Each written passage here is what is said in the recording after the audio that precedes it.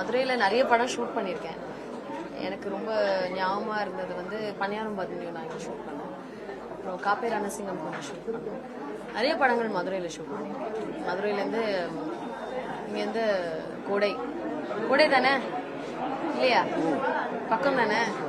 So கோடை கூட நிறைய படம் ஷூட் பண்ணியிருக்கோம். மதுரையில் எனக்கு ரொம்ப பிடிச்ச விஷயமே சாப்பாடு. சாப்பாடு அருமையா இருக்கும். அண்ட் ரொம்ப ரொம்ப பிடிச்ச சாமி வந்து மீனாட்சி அம்மன் இங்க இருக்காங்க. இன்னைக்கு கொஞ்சம் ஃப்ளைட் டிலே ஆனதுனால கொஞ்சம் மிஸ் ஆயிடுச்சு. பட் நான் மதுரை வரும்போது எல்லாம் அம்மனை பார்க்காம போன நாளே இல்லை. ஸோ அது மட்டும்தான் ஒரு சின்ன சாப்பாடு எனக்கு ரொம்ப பிடிக்கும். அம்மா மெஸ் இருக்குல்ல இங்க, அங்க அங்கிள் வெஜிடேரியன், அவர் முன்னாடி வேணாம். நான் ஹார்ட் கோர் நான் வெஜிடேரியன். ஸோ யா, மதுரைனாவே சாப்பாடு தான். அரசியலா இல்ல விஜய் குப்தா இல்ல, எனக்கு அந்த பர்சனல் ஐடியா இல்ல. மதுரையை சார்ந்த மையமா வச்ச கதை பாத்திரங்கள்